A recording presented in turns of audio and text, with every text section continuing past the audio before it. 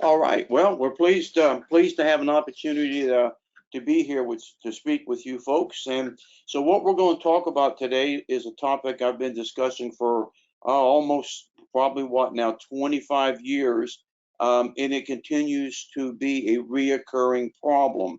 And the problem is trailers coming off of hitches. And so, here is an example of, and just think about this kind of scenario. And it makes you wonder, well, why doesn't that person do something? This particular police officer, well, he sees up ahead that there is the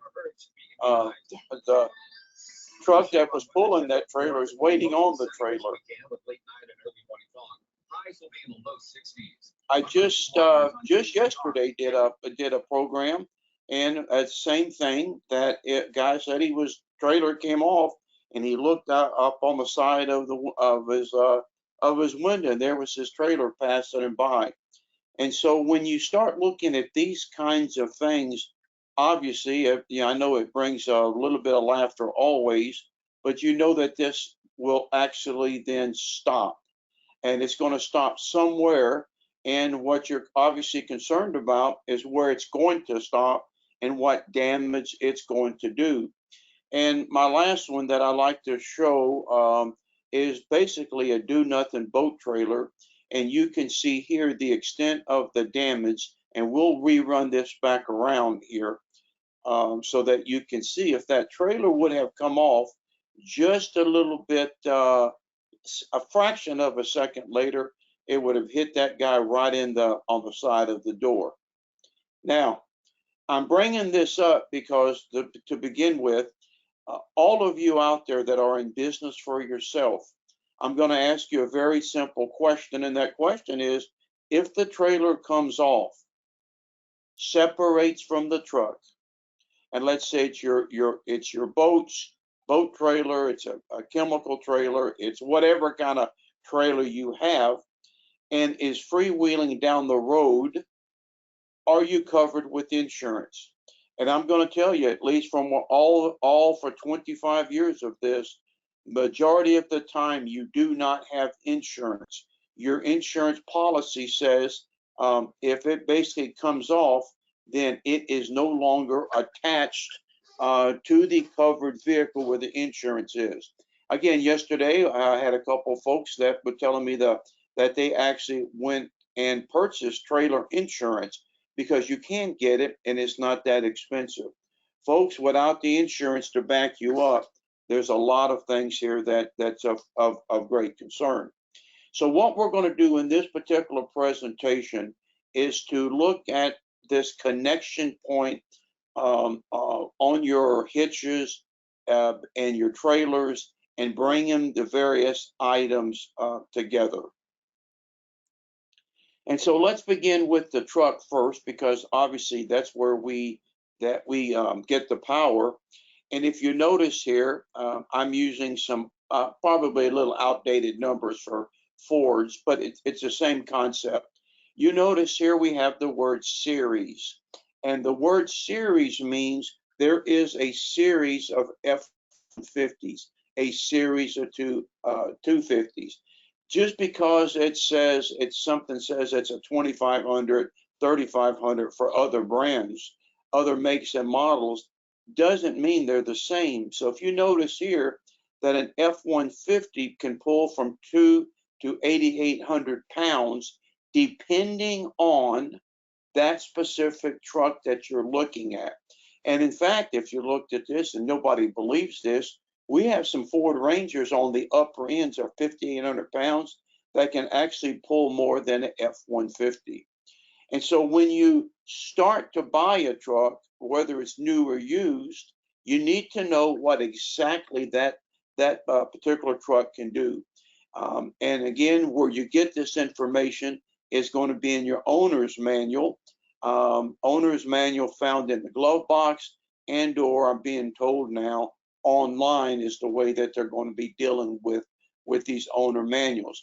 And in that owner manual, it's going to tell you, it's going to have you a series of questions, And as you work through those questions, ultimately you end with your specific model that you have and how much it can pull.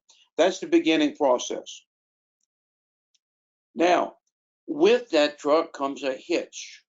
And right up underneath the hitch, you will see in this particular place, if you look a little bit closer, and I'll get you some ones that's a little bit easier to see, but you can see that when we look at it, weight carrying, that is placing a trailer on this ball and having the insert into the hitch. And you can see here that this weight carrying is 5,000 pounds, okay? And so what that tells you is that that hitch that's mounted to the truck can carry 5,000 pounds. And folks, if you just think about that, it's lucky we don't have more problems. You think of what a bobcat, skid steer, or even some of the materials that you're pulling on your trailers and your boats and stuff, how much weight that you are actually pulling that often will exceed these particular limits. So here is a close-up view of that, and you can see that this weight carrying is 5,000 pounds. It's what it's rated for. Now you'll notice that the number gets a lot bigger when I have a weight distributing bar, and when we do that, this particular hitch now can actually pull 12,000 pounds, what, 2.5 times more weight. This is a weight distributing bar. Many of you are familiar with these if you've got campers and other things that you're putting on a hitch. But what this particular item does, it actually, once you get it figured up and how to set it, it's going to lift that whole back end. It's going to try to redistribute the weight, so I don't have all of that focus on that hitch at the end and that ball. All right, so that is the second part of it.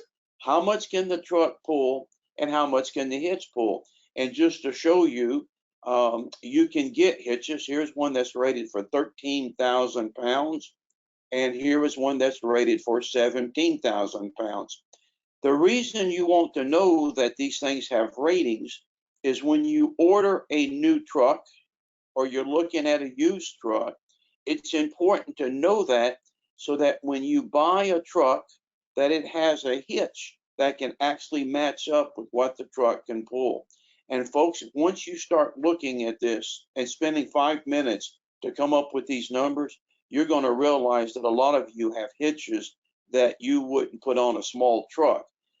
So if you work for government, in which many of you here work for government agencies, when you place an order for a truck, and let's say you get an F-350, you want to make sure that whatever that truck can pull, you want to put into your bid specs that that you want a hitch that matches that ability of the truck to pull. And you'll see later on in the presentation where a factory installed hitch only took up about 2/3 of what the truck could pull. Again, not knowing that causes you issues. And so when we look at these hitches that have ratings, and I would hope that none of you are doing this, that you see people do all kinds of things. And all you have to do is look through parking lots, and I do, and you'll find these items, what people try to do. A friend of mine sent this to me, and I guess they walk among us has some meaning. But you can see how much trouble this person did to build him a hitch to his car.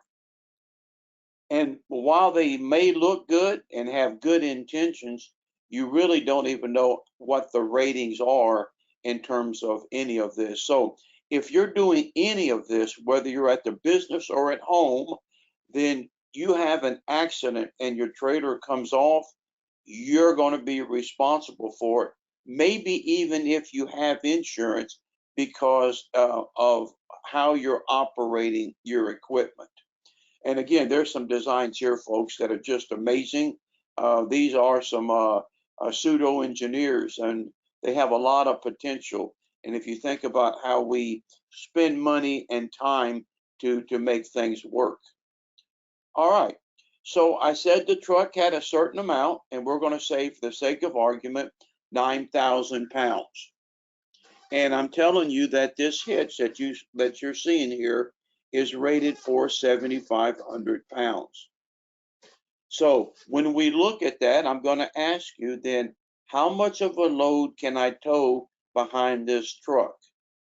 If you answered 9,000, that would be way off, because you always look at the smallest number, the lowest number. So this 9,000 with the 7,500, I'm going to only be able to pull 7,500 pounds behind this truck. And again, these are factory installed, and you can see I've lost a little bit in this case. The next piece in our attachment from the truck and the hitch are the inserts that's going to obviously connect it to the trailer. Some of these inserts are solid, as you can look on the end here. Some of the inserts are hollow, but ultimately you and I have proven that we can bend any of these inserts, and that they all have ratings. So you can see here one that's kind of bent forward. In a lot of my slides, I actually take at Home Depots, Walmarts, any places where people park, because you can walk through there and see all kinds of stuff that you won't see a lot of different places. But you can see here that this piece here is curved kind of upward. And all of you know that if that insert is bent, that ball cannot fit into that coupler and seal in a way that it's supposed to. And again, you can see a lot of these, either somebody backed up and hit something or whatever, but this is the insert. You can bend them, you can break them, makes no difference. So what's what we've got? You only get on do this once. It just takes less than 5 minutes to know what you've got and where you need to fix things. So my truck, we said, was 9,000. I showed you the receiver was 7,500. And then I'm going to attach the one in the upper left, which is 10,000 pounds, the insert. So I would ask you, as you're looking at this, how much can I pull when I put that 10,000 pound insert on? Hopefully you said 7,500. The smallest number is the weak link in this whole business. If you looked at the CURT, C-U-R-T, you notice that that one is 6,000. So if I have that insert that's 6,000, you'll notice I went for 6,000 is going to be my smallest number. And at that particular point, I have lost what? I went from 9,000 all the way down to 6,000. I've lost a third of the strength in my system. And then if you looked at the rigid on the right-hand side, it's 3,500 pounds. And folks, I'm telling you, when I go into your parking lots around the country and I look at what you've got, there are a bunch of you using these 3,500 pounds inserts, and 3,500 pounds is nothing. So, okay, that's what I have. And so let's keep looking. So here is an insert that's 15,000 pounds. So again, just like the hitches, I have inserts too that are heavy duty. You're not going to buy this at Walmart, at Home Depot, Menards. These you're going to be buying from people who understand, who are selling to people that are moving items with some weight. And obviously, this CURT example here that you see, I mean, it does have a rating, but obviously it doesn't help that right there where the insert is fitting in, that it's cracked, it's ready to break. And again, you see what people do: an insert in an insert in an insert. I know why we do it. We just can't make a turn, but nevertheless, these things were never designed to do these things. Same thing we talked about, folks. You see what people do to basically scab things together. This is a good one. Again, was at a parking lot, and this is an insert that's too small for what I'm putting into. And again, it fits, but this is defeating the purpose of how the system is to work. And so I've got the hitch, I've got the truck, I've got the hitch, I've got the insert, and I'm going to have to basically put the insert and pin it into the hitch. And if you noticed here through all of these different examples, the last I checked, these inserts do not have any ratings. Not the inserts, the what's going to lock them into place. And when I spoke to one of the few American-made manufacturers years ago, they indicated that that's not where the stress is at. Though, you know, when I'm pulling something, I can feel that pounding back and forth. And then on the bottom right, I'm glad there is not a rating, because you can see that somebody's using a screwdriver. I was at one place and the guy had used a screwdriver and he was able to get it out. It was all bent up. And I asked him, I said, let me have that. I could use that when I go on the road to help teach this stuff. He said, no, you can't have it. And I said, well, it's no good. He said, yeah, it is. It's a Craftsman. And for those of you that use Craftsman's tools, you know that Craftsman, when it was with Sears, would offer you a no question guarantee of lifetime replacement. So I didn't get that particular screwdriver. And again, you get people that send you things here, a new use here to keep things connected. And it's just garbage that we're putting on the road. I will tell you that if we're using this sort of garbage on the road and somebody is killed, that is now considered manslaughter, and we've had a number of people go to jail when their stuff was not. It was beyond just a mistake. It was basically putting garbage on the road. And so this is an example of a pintle hook, and you can see that it was never meant to go on this particular unit. So what they're doing, and this is a big old trailer, and what they're doing is just trying to tie it on so it kind of stays in. But you know, you can imagine hitting a pothole, railroad tracks, and everything else for you folks run through on a daily basis, and how much of a problem this is. This guy here didn't need a pin because it's already rusted into place. So it's permanently sealed, and so he decides that he doesn't need a pin. All right, so our last connection before we do the trailer are the balls. So this ball here is a 3,500-pound ball, and I did not appreciate the fact that these balls also have different ratings. So this is a 2-inch, another 2-inch ball, that's 5,000. This is a 2-inch ball, that's 6,000. This is a 2-inch ball, that's 10,000 pounds. And it has to do with the, I think, the material, but more importantly, the shank, what that is made of relative to how much strength it has to be able to pull something off of that ball. So again, the balls are the same, and like everything else that's metal, heck, you can actually bend the ball as we're showing you here, and it's the same problem whether the insert or the ball is bent. It is not going to fix it, enter that coupler well. So I'm asking you to give me 5 minutes. Go out there and do this. Your truck, look in your owner's manual. It'll ask you a series of questions because most of them have all the trucks in it.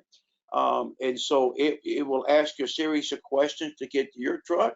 You can get that maximum number. The receiver should be a tag up underneath it. That's going to give you a number. The insert, it should be on it if it's not already rusted. And then the ball should also have it.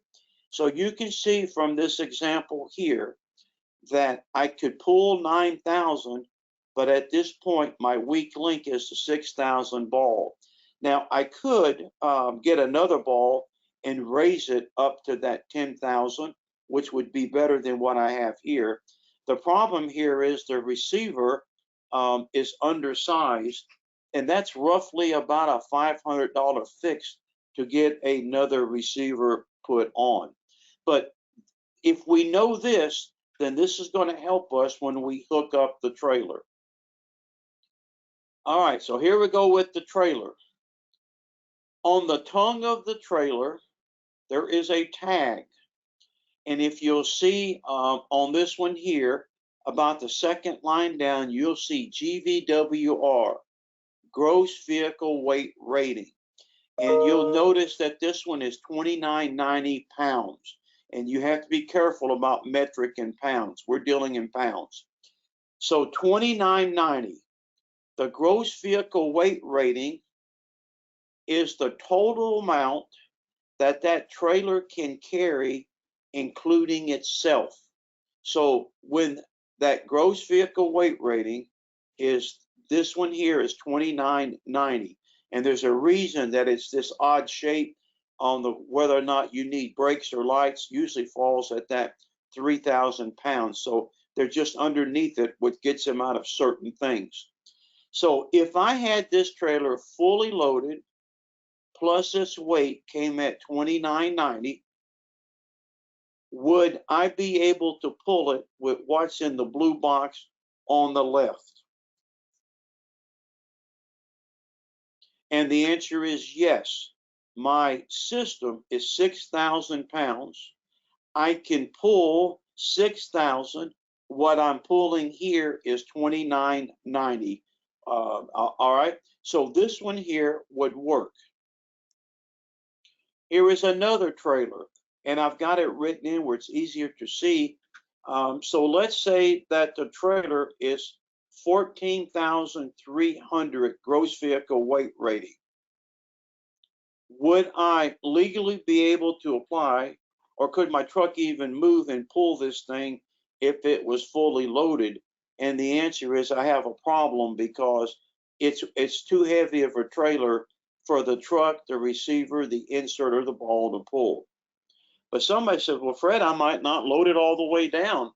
So let's say, just for the sake of argument, that this trailer weighed 4,300 pounds. How much could I put on that trailer and still make my system work that's in the blue? And so the answer is, if you said 1,700 pounds, you would be correct. And we got 1,700 because the ball can pull 6,000. That's my lowest number.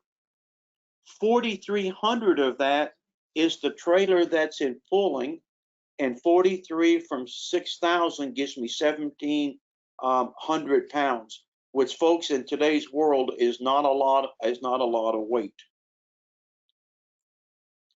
And so what I liked about this company, what they did was, and so sometimes you don't get the trailer weight off of anything. You have to call. So you can see what they've done here, that the gross vehicle weight rating of the trailer was 16,450. They knew that the weight was 7,800 pounds. And so the difference is 8,650 on how much cargo we can actually put on that trailer. And again, this is nice. It's just a constant reminder of what we can put on it. All right. One of the key things here is that most of the people that you are hiring, whether you're government, business, or whatever university that you're doing, is you are hiring lots and lots of people who don't have a whole lot of experience, if any, pulling any of the trailers.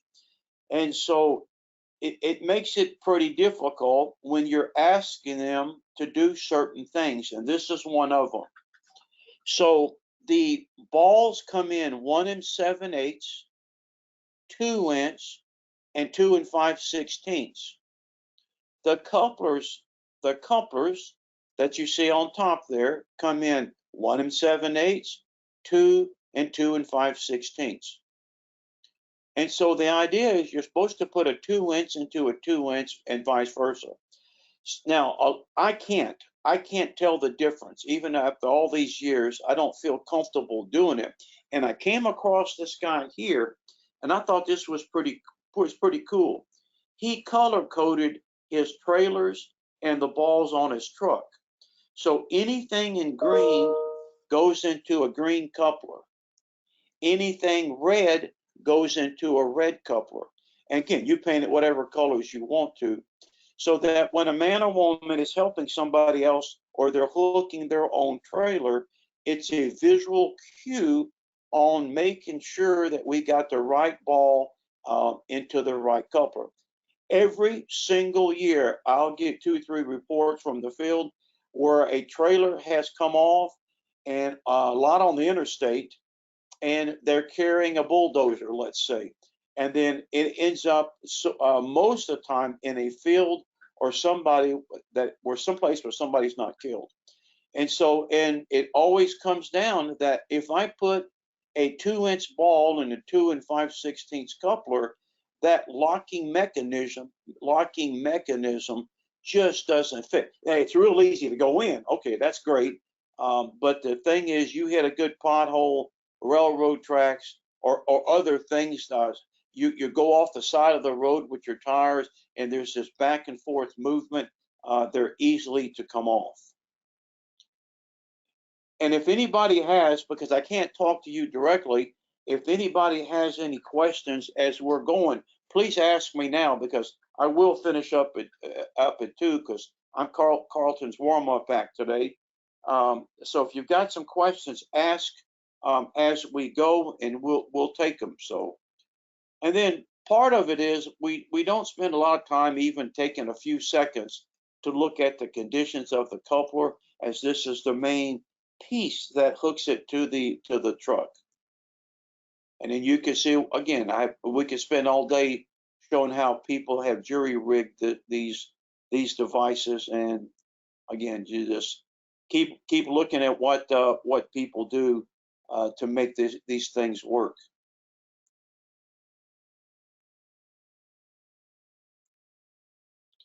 Now, what is scary when you're driving around, and by the way, I'll apologize now, because you're going to be driving around and you're going to be looking at this as you're driving down the road, and you're going to be saying to yourself, I wish I never would have seen that talk, because you're going to see all the things that I'm showing you here almost on a daily basis. So you can tell on this one that this person, where that coupler fits on the ball, there's no latch. You'll also notice there's no change. Again, 1/3 of the trailers are going to come off in my experience, and also asking people in group after group, again, 30-year samples, it's always about 1/3. Now, the way this is supposed to work, I've got everything that matches up. I know about gross vehicle weight ratings and load, and you can see here that there's only so much tongue weight, so much downward pressure that is going to that a hitch can take. There is one example. It's just too much for that hitch the way it's designed. So if I was to ask you, looking at this one here, about tongue weight, how much tongue weight do I have here? And some of you would say, well, too much. And the answer is actually, I have no tongue weight, because it's already broke off and it's resting. This tongue weight is extremely important. And so the tongue weight actually is almost like a secondary attached securement. When you have tongue weight right there where the ball and the trailer connect, I want enough tongue weight to press down on the ball. I'm pressing the coupler onto the ball. Yes, I've got a pin in it. Yes, I've got chains. But what I want to do is to push that down to help keep it together. So there's all kind of devices out there. For me is, I know I got enough tongue weight when I can see that wheel well come down a little bit. Folks, it doesn't take much at all. So let's look at this guy right here, and you can pretty much tell that he has no friends, because what he's doing is taking the stove and he's putting it at the very end of his trailer, which tells me that when he gets home, he's got nobody to help him. So when you do something like this is actually pretty dangerous, because now again, this is kind of lightweight, but it serves the purpose. When you think about having a heavy load on the back end of the trailer, on that side of the axle, it is actually going to push down like a seesaw, and it's going to lift up on the ball, not push down. It's going to have that steady pressure on that ball trying to push it out. So if I was to ask you on something like that that's pretty light, where should it actually go? You should tell me it should go right to the front. Right up there where his dolly's at, because it's just enough probably tongue weight to give me what I need. Now, if you put it over the middle of the axle, there is no tongue weight because it's riding over the axle. Let's take another example here. So I need tongue weight to hold that coupler and ball together, and you can see there is my axle. I have enough on the front of that axle to pull that wheel well down. And I wish I had a better shot. You could see it's really kind of pushed down. I may have too much weight, but that's the idea of trying to have enough to push down to keep that together. And I picked this up and I thought it was pretty cool. It's so simple. I wish I'd have thought of it, how to do a demonstration like this. But what they're going to show you just using some model trucks, about the importance of having the weight distributed with tongue weight.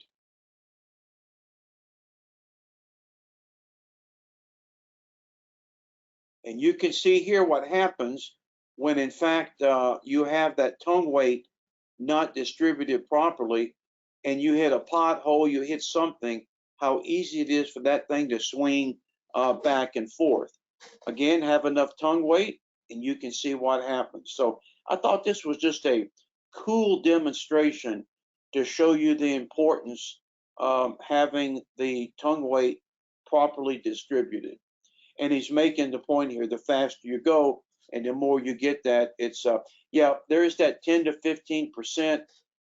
For me, I'm just looking at that wheel well, that these people can sell different things to help you to figure that out. And so I got my trailer, I got it evenly distributed. I got to put the hooks in. I can't tell that I've not found any evidence or any information from practical people.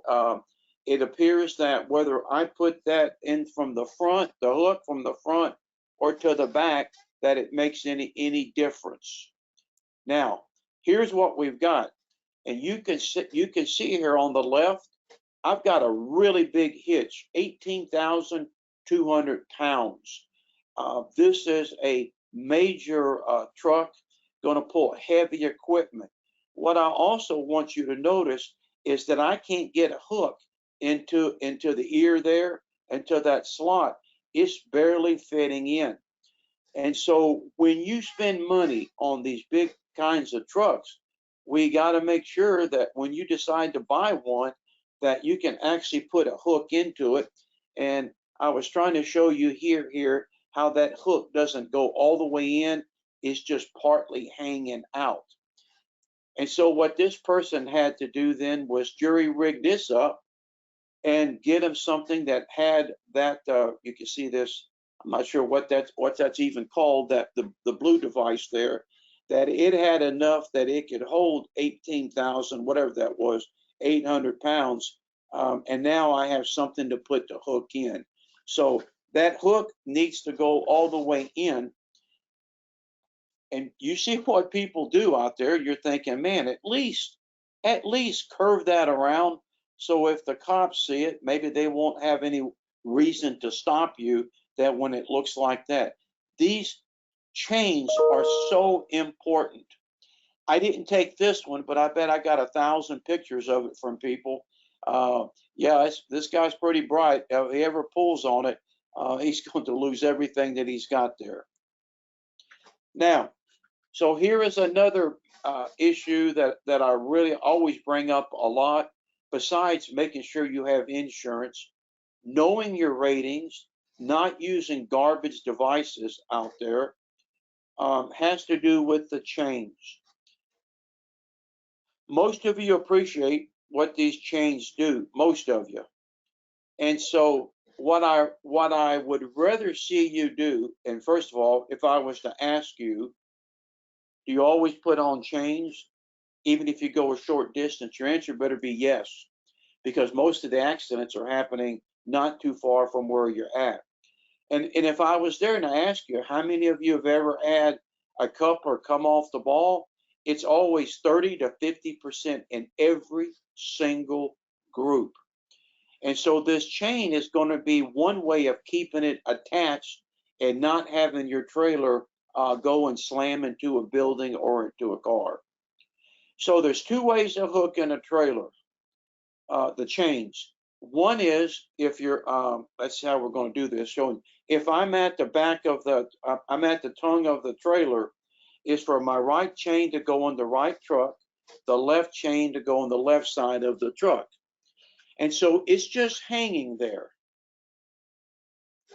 When that coupler comes off the ball, the chains are pulled straight, and the tongue of the trailer is in between the chains. And eventually, going back and forth, it hits the pavement, flips the trailer, and then you got the issue of the accident. What I like is when the chains are crossed. And what I mean by that, the chain from the right side of the trailer goes to the left side of the truck, looking at it from the back, and the left of the trailer goes on to the right. And so while it's sitting there loose, it's just hanging. But as the trailer and the truck separate, it will pull straight. And what you're going to form is an X, a cradle, so to speak. And so that when that trailer tongue does come down, it's going to have a place to rest, which is going to allow you to at least control that trailer.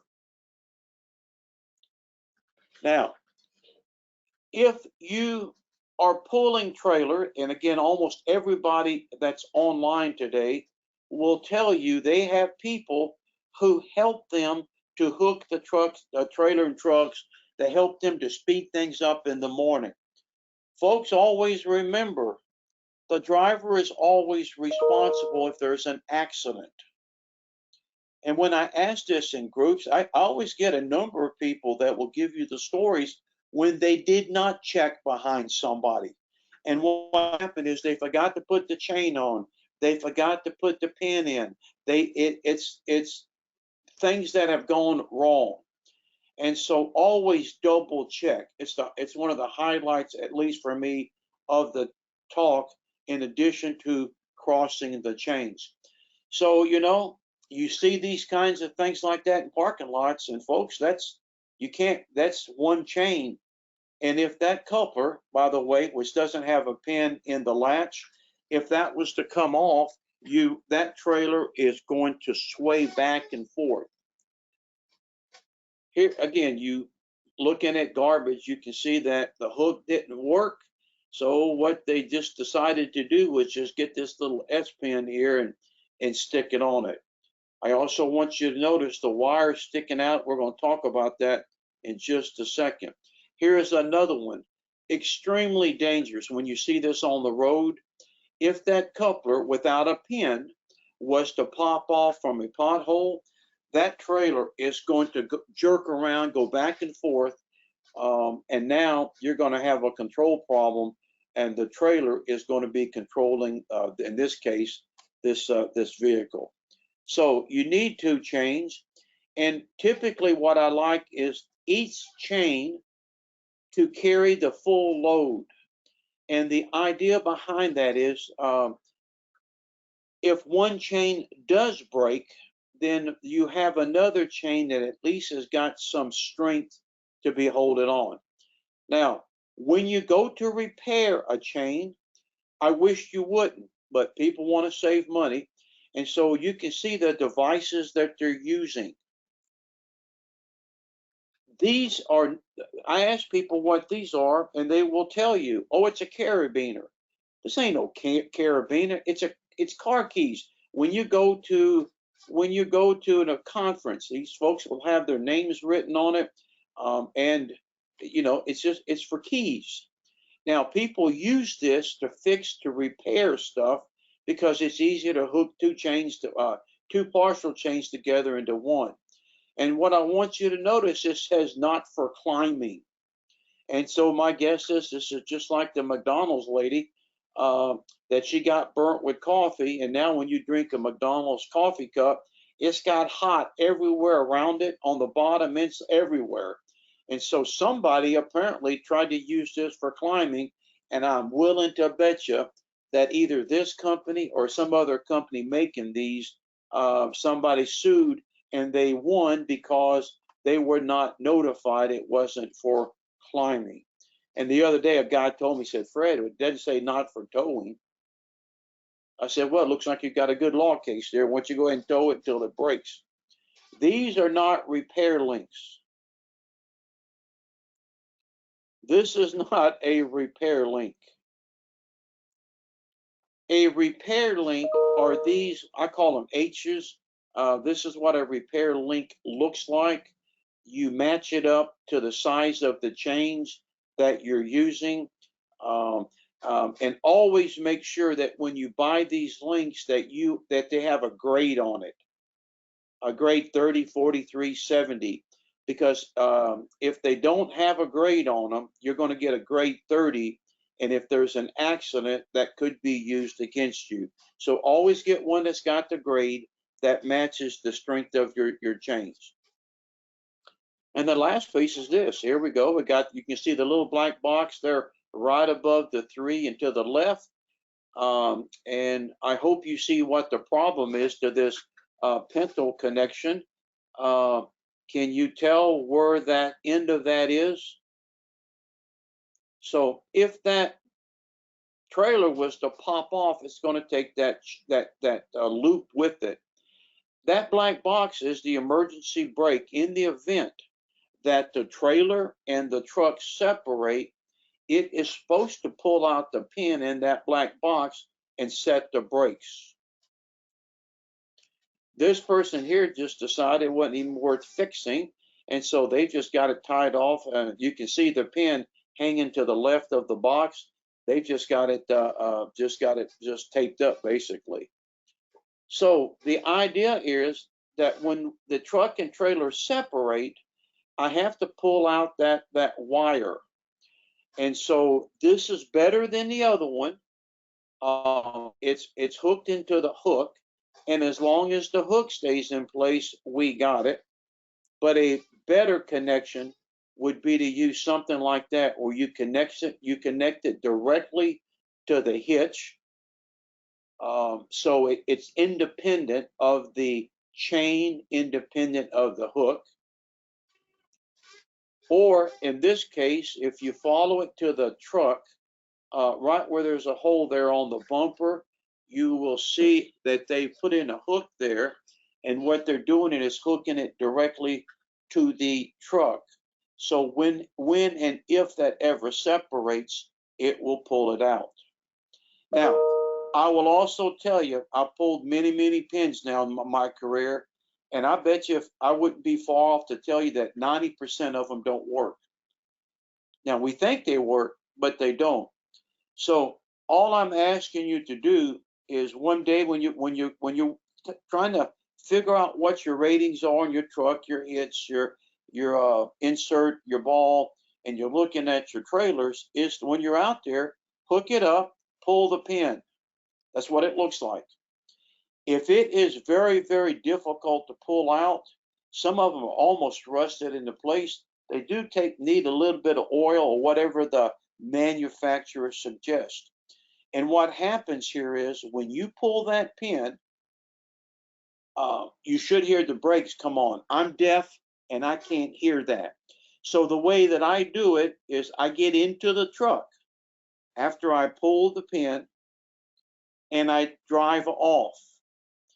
It won't stop my truck, but what I will feel or hear is that the tires are locked up, and it did its job. It's locked up. So you're basically pulling a trailer, you're dragging a trailer. If the wheels or the tires are still turning, then that means that you've got an issue here with your emergency brake. All right, so here we are. We're at the very end. It's pretty straightforward information, I hope. If you looked at the trailer in the back, the green plastic tank, that's not in the truck. It's an optical illusion. So what I'm asking you to do is to go through and look at all the stuff on your truck. You're only going to do it once. So in this example, and this is the real example to that pickup truck that you're seeing there. The ball was 35, the insert was 5, the receiver was 75, and the truck was 12.4. Now, the first problem you see right off the bat to me is that this receiver that came with the truck was already undersized compared to what the truck could pull. And this is why it's important to check that. But if you looked at everything, I went from 12,000 that this truck could legally pull down to 3,500 because of the ball. And so the way to fix this then is you need a new ball, and obviously you need a new insert. That this is way undersized. All right.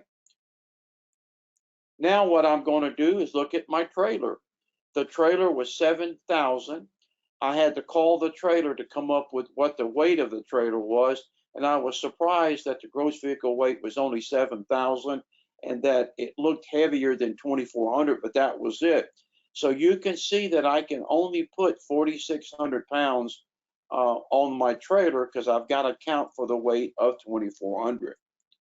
So when I put all of these together, and for many of you, you're using the same boat, you're using the same truck, you're going to do this once to try to improve your, I guess, drivability or safe driving. So you take a look at this one, and I'm going to ask you, I've got this 2-axle trailer. How much can I actually load on the trailer based on what comes with the truck?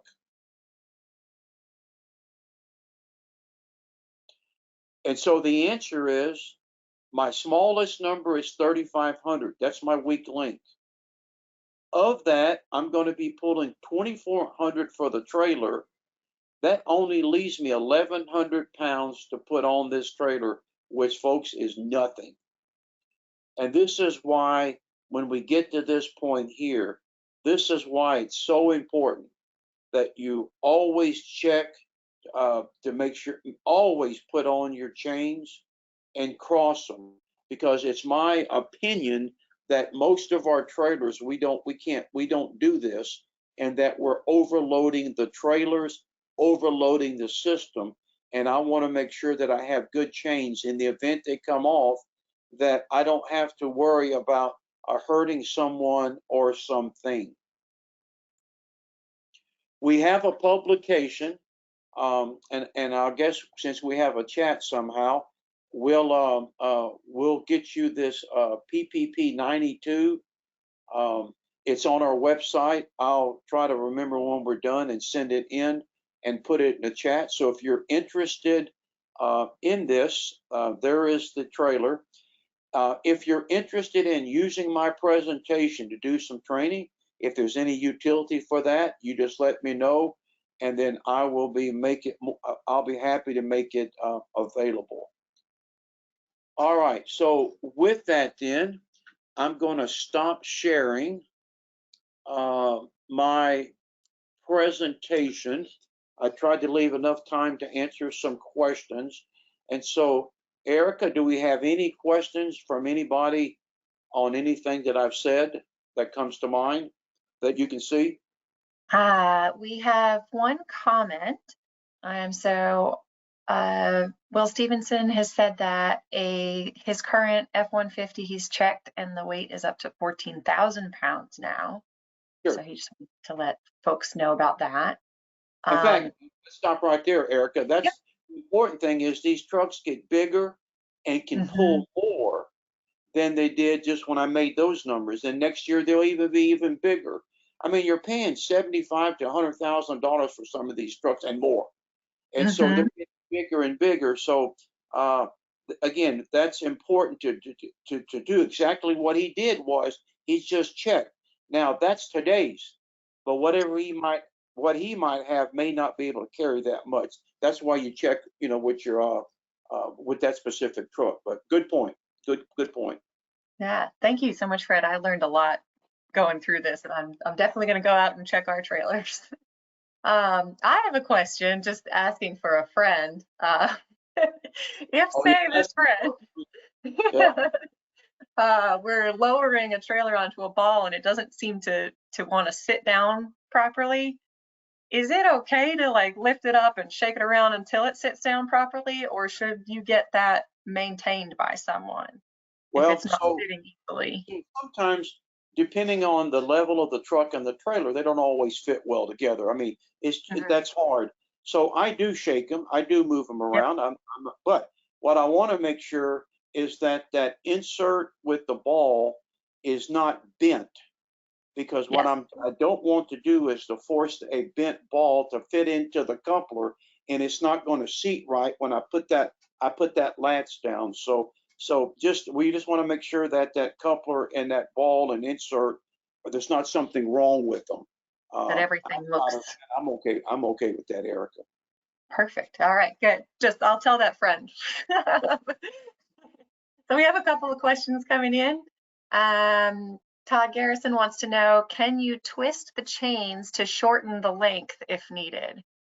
The answer is obviously yes, because everybody twists their chains.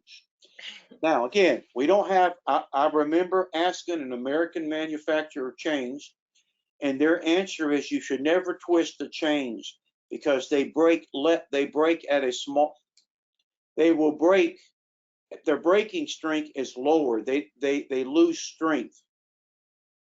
So the reason we twist them is because we mismatch truck and trailers. This truck today carries this trailer, tomorrow it carries this trailer, and so these things don't always fit well. So what I would rather see that person do, since all I want to do is hook that chain so it doesn't drag, is get one of those, I call them J hooks. I wish I knew the terminology. Is just get a J hook, get it assembled on my trailer so I can just hang it. I could even zip tie it if I had to. That's just a little bit more of a problem. I just want it to hang. That's all I'm doing. Keeping it off the road. So would rather see you not twist them because of the reduction in strength, braking strength. Good information. Thank you. We have a comment from Amanda Strauss. She just wants to say, great job on your presentation and that the information was very beneficial. Of course, Amanda, it means if you're saying that, you need to go out there and check your truck and trailers to make sure that, in fact, you've used this information versus getting your points. Carlton and I are only here for the points, so we want to make sure everybody doesn't have to retest. But yeah, just do something with it. It doesn't take long. It doesn't take much. Yeah, it should be. You made it seem fairly simple, so I think we can all do that. Todd has another question. Should the trailer be level when attached, pitched up or down? To me, it's always level, so I know that it's fitting well. Yeah. I think people could argue that one way or the other, all the way across the board, but personal preference, maybe, I don't know.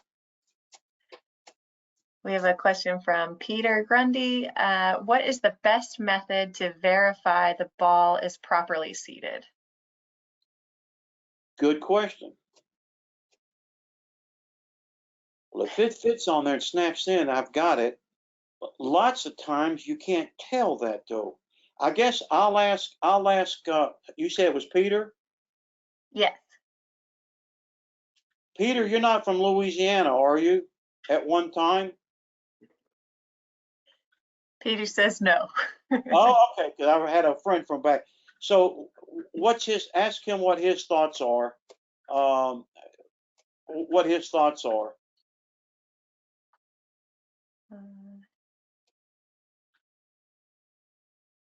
We'll see.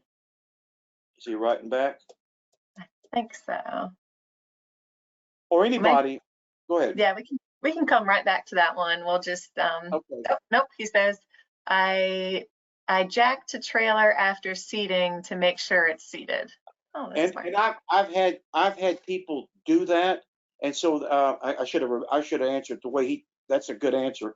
You jack it up to see if it stays together. I have people that try to pull on it, and as long as it's a light trailer, you can pick it up and down. But jacking it up is obviously, if it's not seated well, it is going to pop out. So that's a great answer, and I should have thought of it myself and didn't think of it under pressure here. So good job, Peter. Next from Nicole White, we have, can you discuss how to measure the correct rise and drop length to select the correct ball mount? I can't. Okay. Next we have Tracy, says, do you need to account for payload in the truck bed in your calculation of tow load? So the answer is yes. That whatever the weight I have in the truck, it's part of the gross vehicle weight rating. It's all of that. That has to do with the ability of the truck, the gross vehicle weight rating of that truck. So the answer is yes. But for most of the people that I know, that I think that's online, that's generally not an issue. There's not that much weight there as compared to what you're pulling. Great questions. All right, I think that's all the questions we have for now. If anyone comes up with any questions as we're going, you can certainly put them in the chat and we'll make sure that Fred gets them and we can get answers back to you. The answer that I could, somebody asked the length. Can you still have that? I want to write that down because I think I have an answer, but I don't want to. I need to do a little homework here to make sure I am correct. What is the exact question? Okay, so Nicole White is asking, can you discuss how to measure the correct rise and drop length to select the correct ball mount? And I would think, as we have them, that some of them are going down, some of them are going up. I think it just has to fit well. That's the key. And that might depend on the piece of equipment. But I need to do a little homework on that to make sure that I'm correct without giving out bad information. So I will work on that one. I appreciate the question. I need to work on it. So. All right, excellent. Okay, so next up we have Carlton Layne. Well done, Fred. Yes, thank you very much, Fred. It was very informative.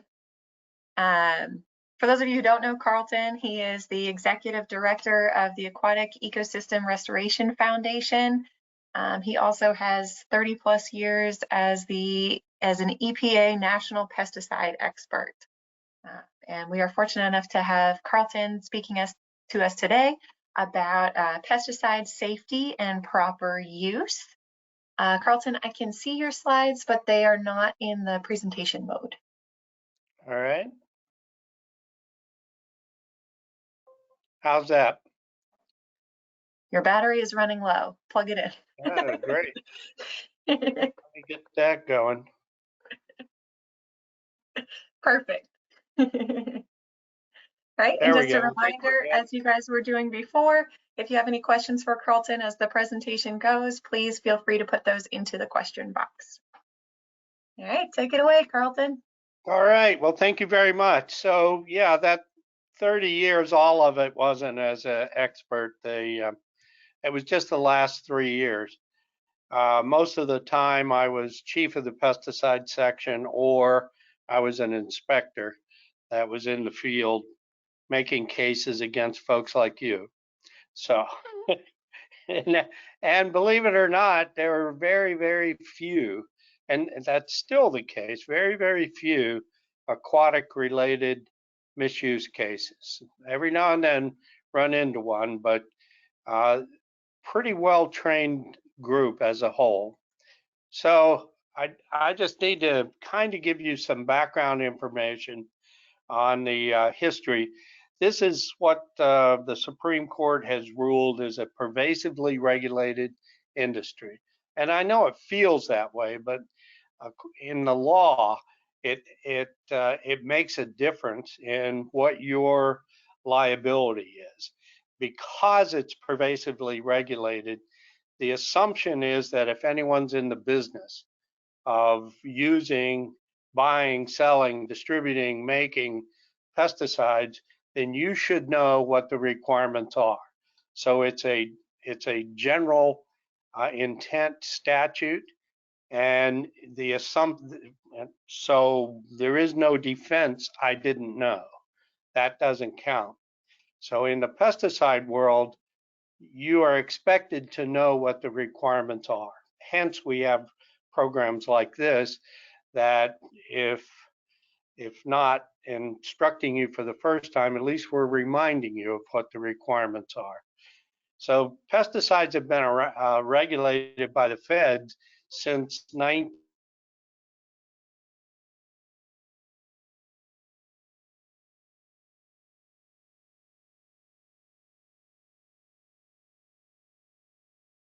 Carlton, did we lose you? Okay. We're just going to check in on Carlton. It looks like maybe his computer died. We'll be right back. Hold on momentarily.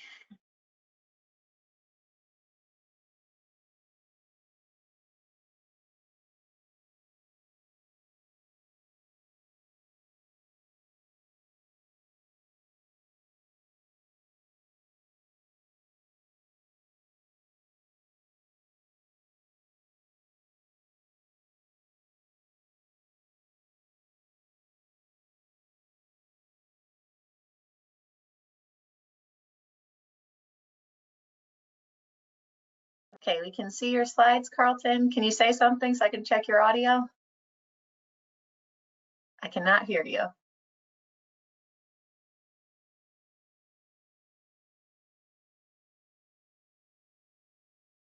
Oh.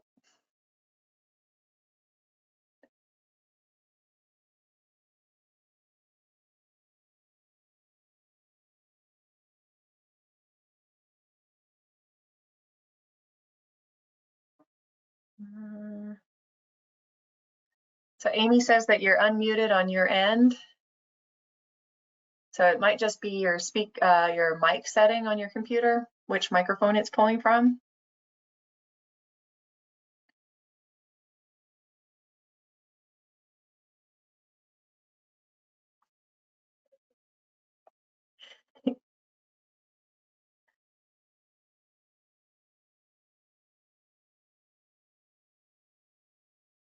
So Carlton, you have two options. You can either sign out and then come back in, which might reset your mic, or you can call in on a landline or cell phone and talk that way. And the email with the link in it would have the call-in number. So if you go back to your email, you'll be able to access it that way. Thank you, Amy.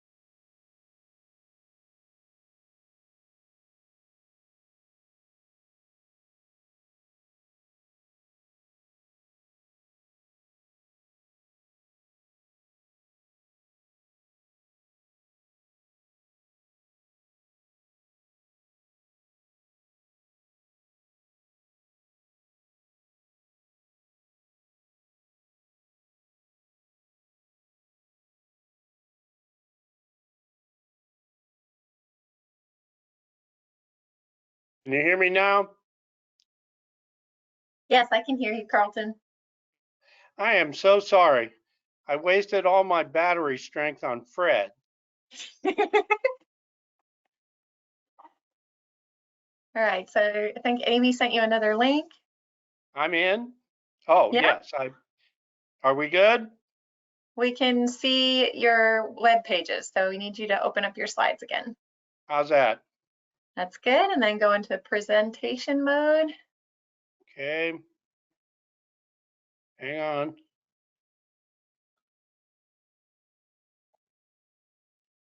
My little webinar thing's in the way. There we go.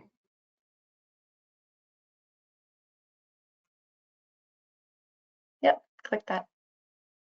We're good? Looks good. All right. I'll have to make up for 5 minutes. So anyways, we've been regulated for a long time. Let me back up here. Damn it. Okay. 1947 was a big one. That's when the federal government first started registering pesticides. It was a lot different than the way it is now, though. It pretty much was a product has to do what it claims it'll do, and it has to contain what it says it contains. That was about it. There was some data that had to be submitted, but not very much. So then 72 was a huge year for environmental legislation. That was the same year as the Clean Air Act, the Clean Water Act, and the Federal Pesticide Control Act, which amended FIFRA. And all of those environmental legislation were passed that same year, pretty much 2 years after the EPA was first formed. And EPA, we hear a lot about executive orders these days with the last 2 presidents. They weren't as common before these 2 presidents, but they occurred. And EPA was actually created by an executive order by Richard Nixon, not by a federal statute. So at any rate, that's when EPA was created. 2 years later, the federal statute was amended substantially, and the whole approach to registering pesticides changed. And 78, FIFRA was amended again. It defined misuse. It also authorized the delegation of enforcement authority to and certification to the various states. And 1996, Food Quality Protection Act really jacked up the protection of children for the exposure of pesticide residues. And the reason I even mention that in an aquatic setting is water is considered to be food. And so if pesticides are added to water, those residues have to be taken into consideration with the consumption of pesticide residues. And with children, it is especially concerning to the feds. So registration requirements are pretty simple in appearance only. The composition has to warrant the claims, the label has to meet the requirements, and then this is the key if you don't take anything else away from this presentation, it's this little sentence. When used in common practice, the pesticide will perform its function without causing unreasonable adverse effects on human health or the environment. A completely different approach to the original FIFRA that was passed in 1946. So where the 46 statute was pretty much a consumer protection statute, the current FIFRA that was passed in 72 is one that protects human health and the environment. Way different approach.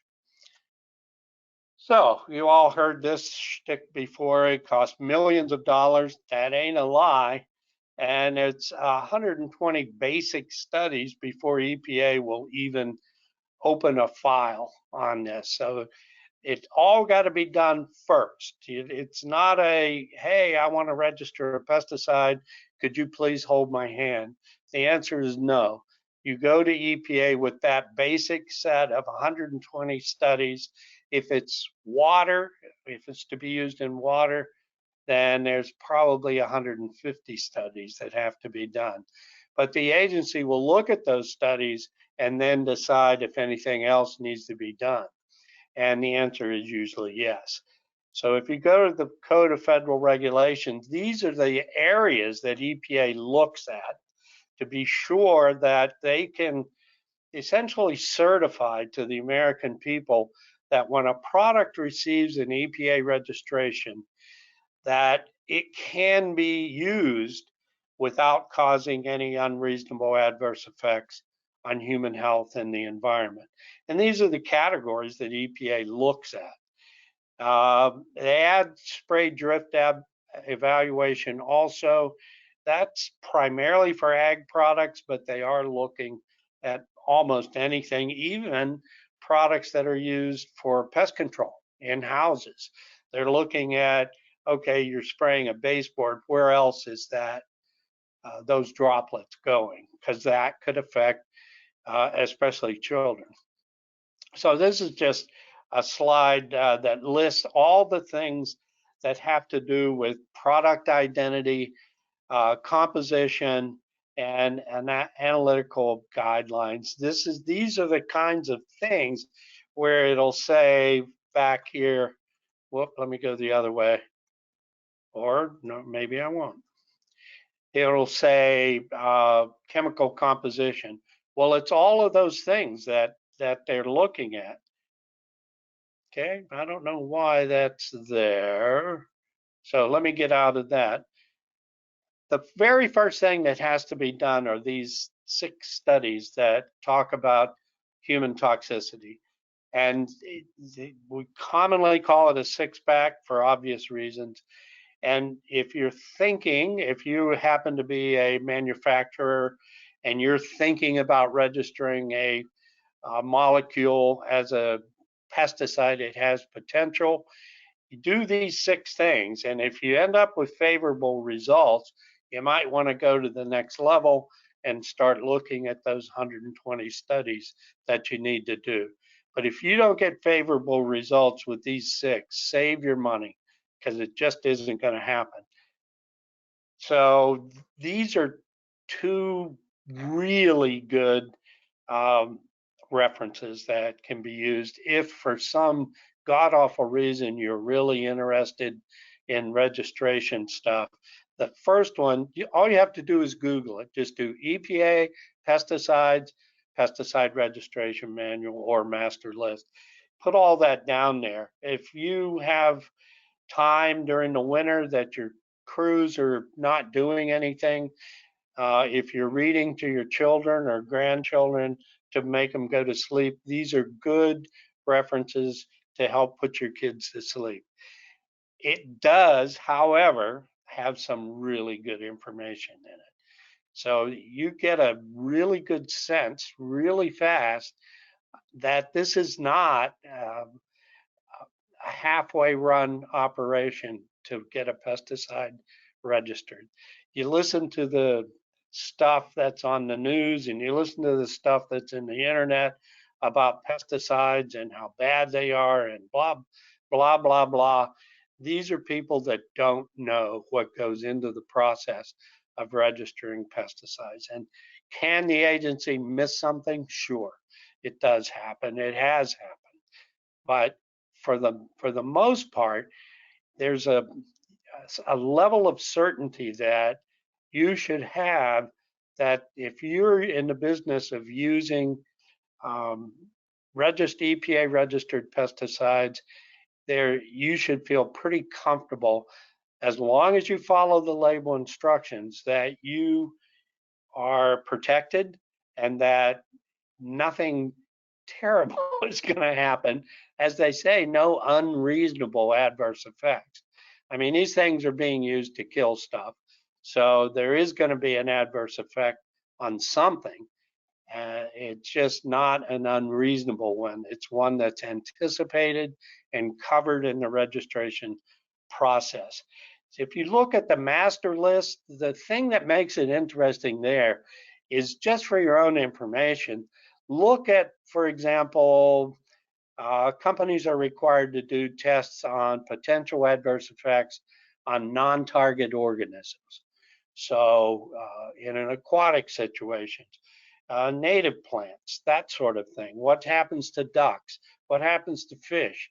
Well, take a look at that master list in that category of non-target organisms, and take a look at all the species that have to be tested, the effects of whatever the proposed pesticide is on those non-target organisms, and just look at the variety of tests that have to be done on a variety of species.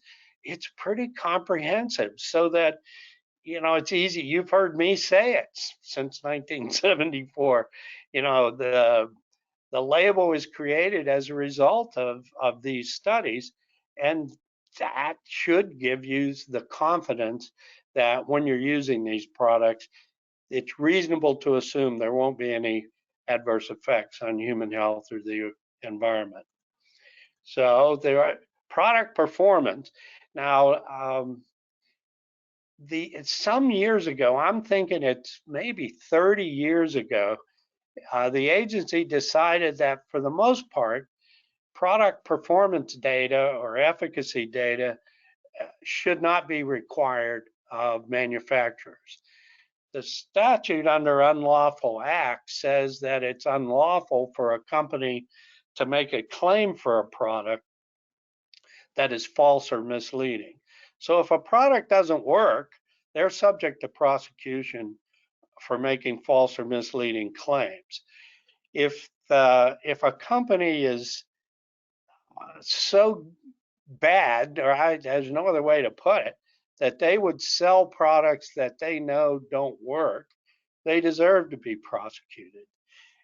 So unless there's a public health aspect, so this would be like rodenticides, mosquito control products, disinfectants, things like that, unless there's a public health aspect to the use of the product, EPA does not require efficacy data. It's the marketplace will control that aspect of pesticide performance. So pesticide safety is something the agency looks at. And all this goes, what I'm leading up to is how the labels are developed and what data are used to do that. There we go. So cancer, it's 1 in a million. If a product has the potential for carcinogenicity at 1 in a million, the agency will register it. And then it's buyer beware. If that's not consistent with what your acceptable risk level is, then use something else. It's simple as that. So there are safety margins also built into the registration process. And if you go to those other documents, especially the registration manual, there's a lot of information in there about these safety margins I'm about to tell you about. So the first thing the agency requires is that the companies establish a no observable effects level, a NOEL it's called. And then, now we already know that at whatever level that is, they keep increasing exposure until they see something, and then they back off. So they can expose a test organism to the chemical and not see any adverse effect. So to be safe though, because we know within a species, there are organisms or individuals that are hardier, they have more vigor, they are more resistant to adverse effects from a chemical or exposure. And there are others that you can just show them the bottle and they get sick. So they have a 10x factor for intra-species variation. They also have another 10x factor, another 1/10 for interspecies. In other words, they're testing, the test organism is a rat or a rabbit or a guinea pig or whatever it is. And we're trying to extrapolate those data to indicate what the adverse effect might be on humans. So because there's interspecies activity there, there's another 10x factor. So y'all know Will Stevenson, right? I think he's big deal up in the Northeast. Well, we have tested Will, and we have found that if he drinks 10 beers, there is a no observable effect level. That's his NOEL for exposure to beer. So if we apply the EPA margins of safety to Will's exposure to beer, we take a 10x factor for intraspecies. So we're down to 10 ounces or so of beer. That's it. That's for intraspecies variation. But we also know that we have to take another 10x factor for interspecies. So now we're down to basically a shot of beer. That's for his own safety, that we're going to limit the amount of beer that he's exposed to. And then there are additional safety factors. For example, there are some, especially in the world of herbicides, there are some chemicals where a no observable effect level can be identified. So for example, if there is a herbicide whose mode of action is to act on an enzyme that's produced by a chloroplast, for example, then we don't have chloroplasts. Therefore, we're going to add another 10x factor just to be safe. And if it's food and water use, we're going to add, just for the hell of it, another 10x uncertainty factor. Now, the registrant can avoid that if they do some additional studies. And that's always kind of how this is that there are trade-offs that the company can negotiate with EPA. Their cost, however, is to do additional studies. So we go from 10 bottles of beer or 12 down to just something in a little eyedropper. That's the margin of safety that EPA looks at when they are determining what is an acceptable exposure level for humans. So your margin of exposure is never less than 1/100th of the the lowest observable effect level. Damn it, I keep trying to get this to not do that. Bear with me. Okay, so I think we're good. And depending on the data itself, it could be as high as 1/10,000th of the no observable effect level. So this is that bell curve that you hear so much about. You know, on one end, say on the right side, those are the folks that it doesn't matter. They're going to have some adverse reaction to exposure to a chemical. On the other side, you may have no reaction at all, no matter how much it is. And that's what the agency's dealing with. They're trying to hit the middle of that bell curve as much as they can, but they want to be sure that there is a margin of safety for the majority of people that might be exposed to the chemical. Then you'd have registration. Registrations are good for 15 years. The companies have to report any and all unanticipated adverse effects. Obviously, if the agency thinks they've asked for enough data to identify any anticipated adverse effects, if they've missed something, they want to know about it. So that's called a 6A2, a reporting system, and that has to be done. There is no option to that. It has to be reported to the agency, and failure to do that can result in some fairly significant penalties. So let's say there's a fish kill somewhere. Well, you may report that, and if If it's unanticipated, for example, you look at some of the copper labels that are out there, and it'll tell you up front, it's possible you could end up with some mortality of fish. So that is an anticipated adverse effect. But say you have something else out there that has no warnings, nothing else on the label, and you end up with a fish kill, well, that would be an unanticipated adverse effect, and that would need to be reported to EPA. So they have to pay. What's evolved since the late 90s is pretty much a pay-as-you-go, so that the registration process can continue regardless of whether Congress is doing their job in appropriating enough money for EPA to run this program.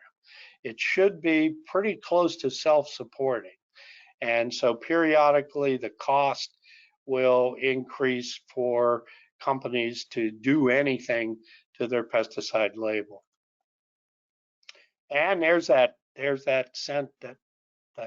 information right there that you need to remember. At the end of the day, when a product is registered within a reasonable certainty and provide all the label directions are followed, the EPA has a very good understanding of what can happen, what anyone can expect to happen to man and the environment when a registered pesticide is used. So that's an important thing to remember, especially when you're dealing with the public. There are no hard and fast things that you can draw a line and say with 100% certainty. No, that's not the case. It's within a reasonable certainty, even I would say within a scientific certainty based on the data that's submitted. So the dynamics of the label, when a product is submitted, when the package is submitted to EPA, there's a draft label. And then as the agency reviews the data that comes in, then that label is tinkered with to reflect what the data show. And that's done jointly with the registrant. It's a process. There is another document that I refer to all the time. It's really good, and it's the Label Review Manual. There is a lot of really good information in that document. You Google it, EPA, Pesticide, Label Review Manual. It's updated on a regular basis, chapter by chapter. I really recommend, if you're looking for something to do in the winter when you can't get to the water because of the ice, you can have your crew look at some of these things. You can look at them and figure out why some of this stuff is on the label. It's right there. So it's got good information for you. And then restrictions are added depending on the data. And then companies can also add stuff to their label to restrict their own liability. And that sometimes gets weird because companies or individuals tend to blame EPA for label crappy labels, but sometimes it's the companies themselves that are so concerned with their liability that they put some really questionable labels, information on labels, and the agency says, well, that's up to you. So these are the labeling requirements. I'm just going to list them. I'm not going to go through them. These are the things that if you were inspectors and I was training you on how to do marketplace inspections or how to review labels, these are the things that every pesticide has to have on it. Remember, pesticide is the broadest term you can use. Ironically, in the field, homeowners especially, and even farmers, think of a pesticide as the equivalent to an insecticide. Those are the same.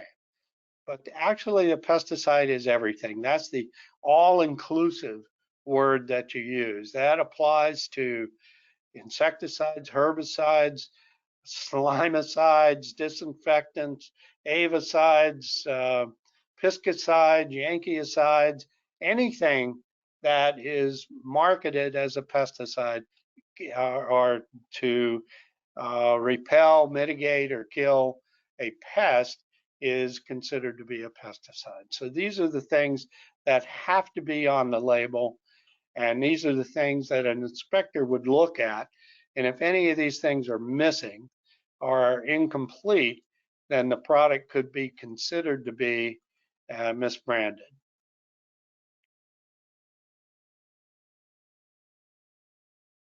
So the ingredient statement does not include inerts, and that information is available, but it's not on the label.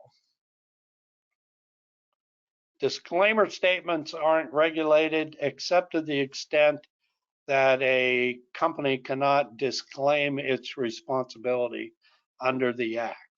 So you can't have a disclaimer statement that says something like, this product is guaranteed as until you leave the parking lot.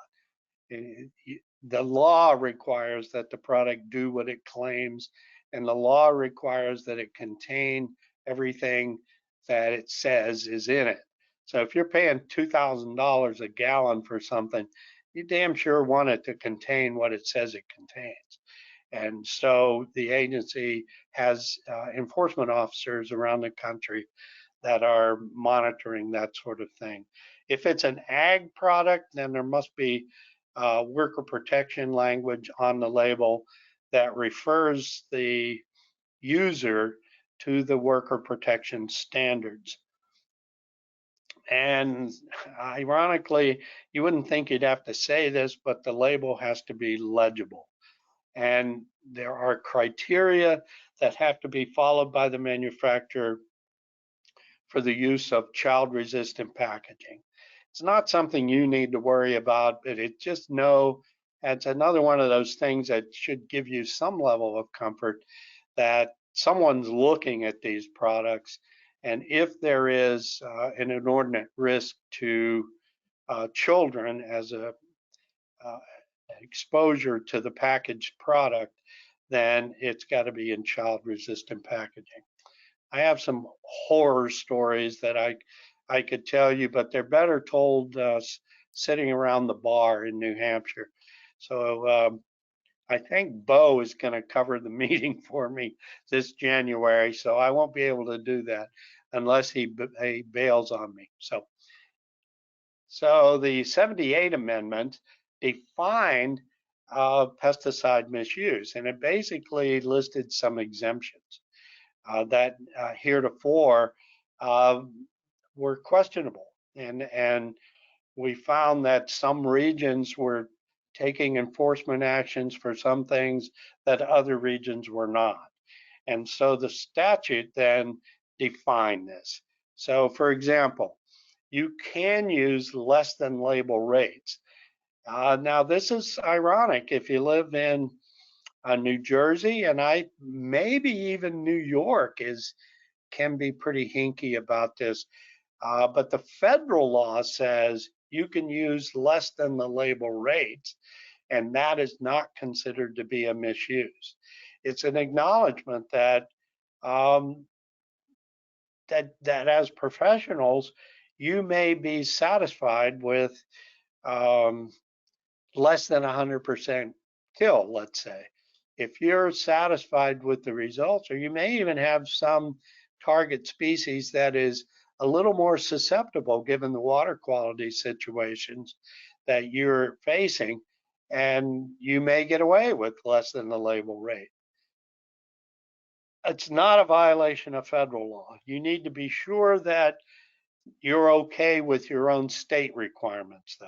Like I said, New Jersey, for aquatics, will not permit any less than the label rate. There are some problems with using less than the label rate. It's not if you use less than the label rate and get less than satisfactory control of your target pest, you can't complain to the manufacturer. That was a choice that you made. And so that you kind of just yell at yourself. The other risk is if you consistently are using less than the label rate, you're pretty much accelerating resistance.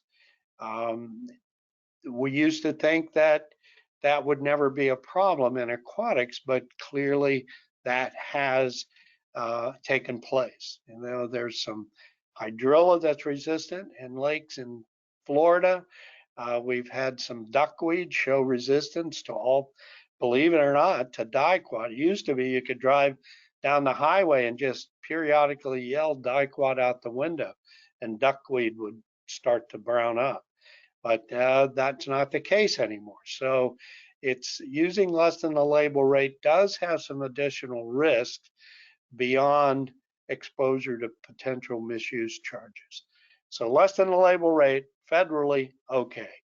Method of application, you can use any method of application that that you think will work best, and that's not a misuse. So I've seen everything from fish feeders being used to distribute granular material in flowing water,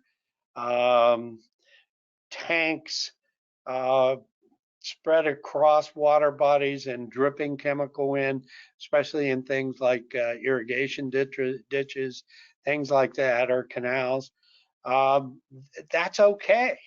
As long as you don't exceed maximum rates, as long as you're wearing all the protective clothing that's required, and that you're following all the other prohibitions that might appear on a pesticide label, it really doesn't matter to EPA how you put it out. Yeah, because the data is site specific, and when you're thinking of it in terms of how protective it is to the applicator, well, then that's rate specific. All those things are covered. So we know what's going to happen when the chemical is applied to a particular site. We know what the risk to the applicator is. As long as those directions are followed, doesn't really matter the method of application. Mixes are deemed to be acceptable. So when you think about all the things that can go in a spray tank, not just from an aquatic standpoint, many of you are doing other things besides aquatics. So you're looking at things like other pesticides can be tank mixed. Fertilizers can be put in a tank if you're in the lawn care business, for example. I've seen, well, think of all the adjuvants that can be put in, surfactants, spreader stickers, drift control agents, sinkers, all of the different things that can be added to a tank.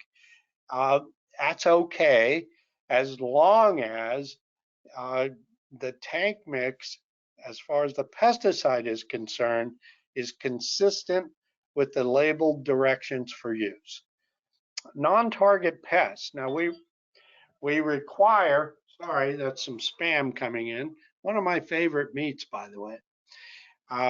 Non-target pests, we require that every pesticide label identify target pests. That's a liability question for the manufacturer. Manufacturer guarantees basically that if you use the product as directed to control any of the target pests that are on the label, they'll guarantee that. Now, what EPA says is, well, when you're putting a chemical out on a particular site, we already know what's going to happen. If you don't exceed maximum rates, then we know what the risk is to non-target organisms, to leaching, to runoff. All of those things are already covered in the basic registration packet. So it really doesn't matter from an enforcement standpoint what the pest is you're trying to control. So from a federal standpoint, it doesn't matter. You know, that's a real plus when you start thinking about invasives. You have something comes in, it's not on the label, you've got a pioneer infestation of some goofy thing. That doesn't mean you can't do anything because it's not on the label. The federal law gives you the flexibility to use something even if the target pest is not on the label. But as before, as in the other cases, if something happens that you did not anticipate it, that you didn't anticipate, then that's on you. That's not on the manufacturer. I think, again, New Jersey, at least New Jersey, is one of the states that does not allow that to happen in aquatics. In aquatics, it has to be on the label. And again, I'm thinking that starts to sound a little bit like New York as well. So be careful if you're working in either of those two states, and really check your whatever state you're working in. Make sure you're okay, because states can be more restrictive than the feds on enforcing pesticide labels.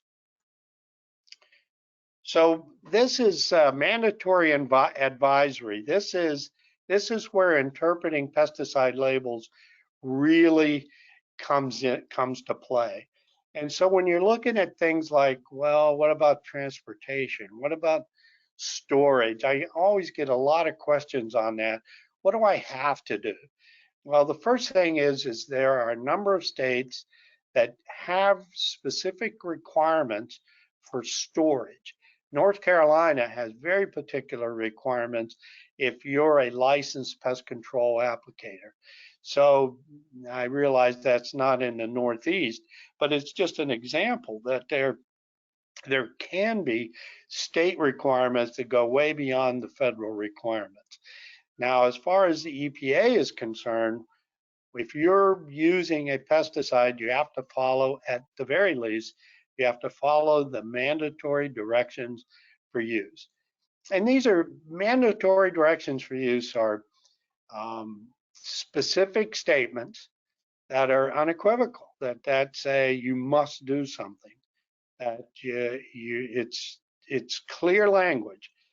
You have to do something. That's an enforceable direction for use. But a label's got a lot of information on it that is not particularly categorized as a direction for use. There's a lot of information about risk and about hazard that is not specific to use. There's a lot of information there about protective clothing and things that are just informational, that are not specifically do this or do that. So we can look at some of the labels and see I'm way ahead of time. It looks like I was so afraid my computer would poop out on me, and it still might, so hang in there. So here's an Aquathol K label. There's no recommendation implied by the use of any company's label.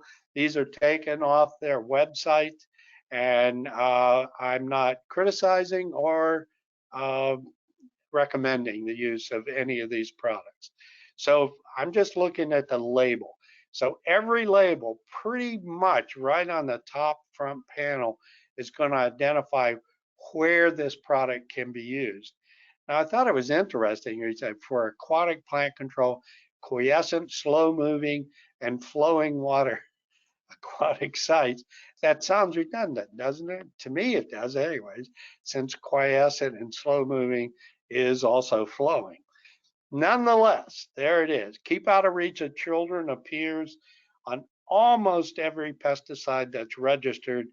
That actually is an affirmative direction for use and is enforceable. So it gets a little weird when you're in a grocery store, for example, and you're looking at pesticides being offered for sale, and they're easily within the reach of children. Several years ago, when I was still active with EPA, we had a program where we started enforcing it. We actually cited a number of chain grocery stores, and believe me, that got everybody's attention. And so they came up with some agreement at the headquarters level that had to do with product size, things like that, that some of the pesticides have to be presented for sale above the typical height of a 4-year-old child or some goofy thing like that.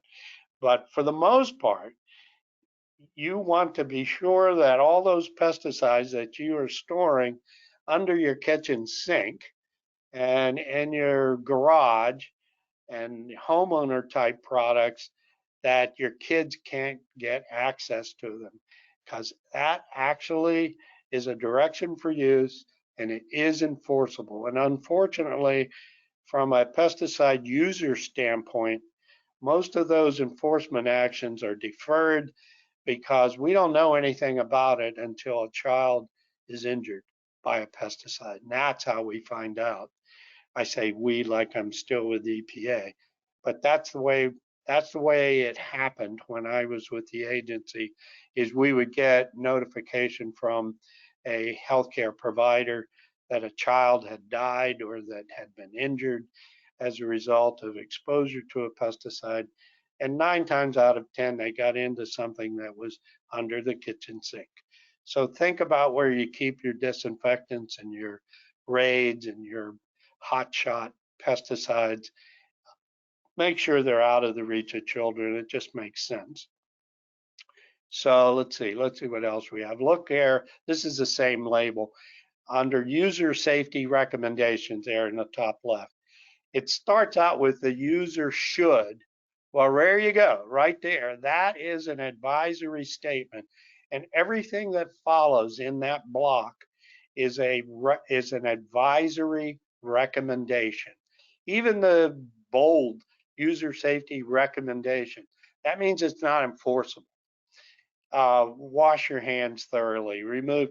These are, I guarantee if you get some Aquathol K inside your clothing, those clothes are going to come off immediately anyways. So that seems like a stupid statement, but the fact is, it's a good idea to come out of those clothes, regardless of the pesticide. If you get some pesticide inside your PPE, then come out of those things and make sure you wash thoroughly, put on clean clothing. You shouldn't have to say this. So obviously, these things are here because somebody screwed up. And so the feeling was, well, I guess we better put it on there. It's like Fred was talking about the hot coffee at McDonald's and the carabiner that's got, no, don't use it for climbing. I mean, there's things that we see nowadays that are all the result of litigation. Well, there's some of that on pesticide labels too, and we're just going to have to live with them, I'm afraid. So let's see. Let me go ahead and go to the next one. This is Oligaries Diquat. So there it is. It's a landscape and aquatic herbicide.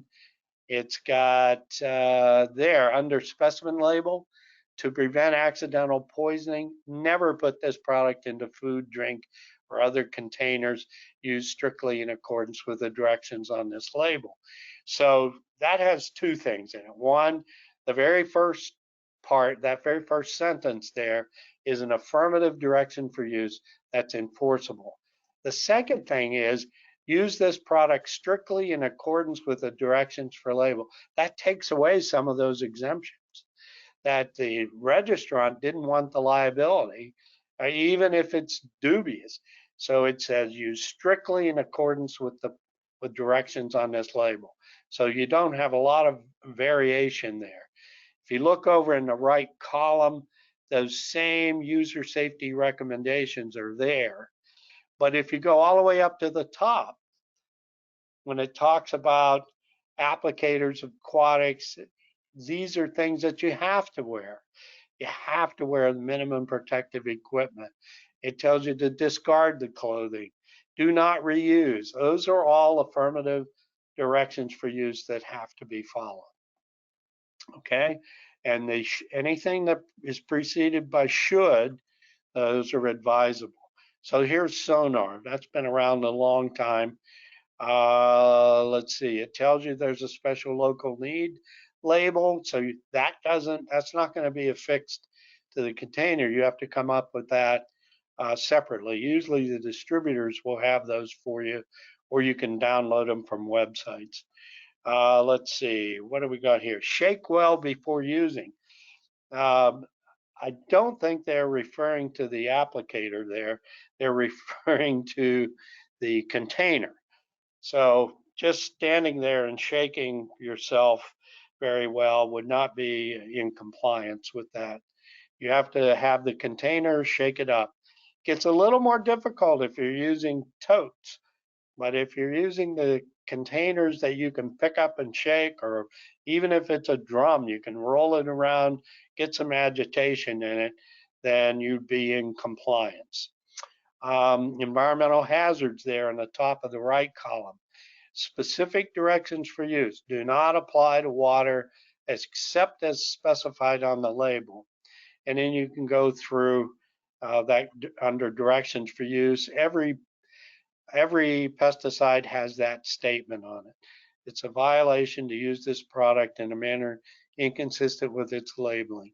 That is a violative act under FIFRA, and it is required to be on all pesticide containers, but you're all professionals, you know that. So here's Clipper.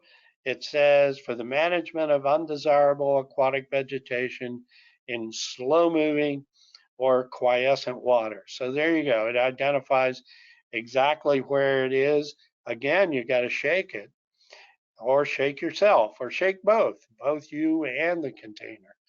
Now, when you go to use instructions, here's a whole section for use instructions. It's all there. It's not equivocal at all. It's not subject to debate. It's plain English.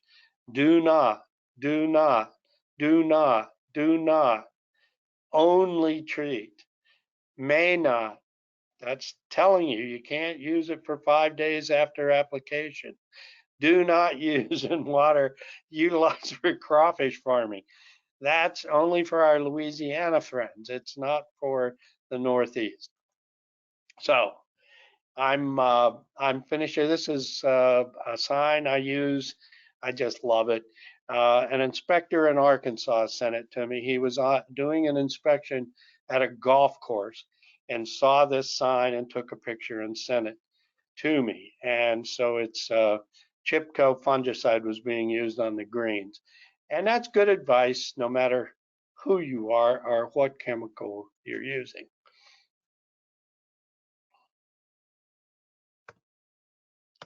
I think I'm done. There we go. So, All right. Erica, there's a few minutes for questions if there are any. Great, thank you, Carlton. Yes, we have a few minutes left for questions. If anyone has any they would like to ask, please put them in the question chat box and I'll make sure that Carlton gets them. And we'll just wait a little bit to see if anybody puts anything in.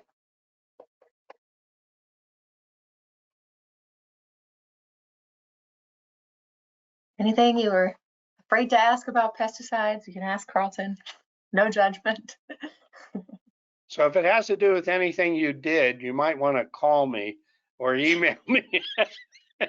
Otherwise, it's someone asked me, you know, something like that. Yeah, or a I friend of know, yeah, I heard there's this guy. a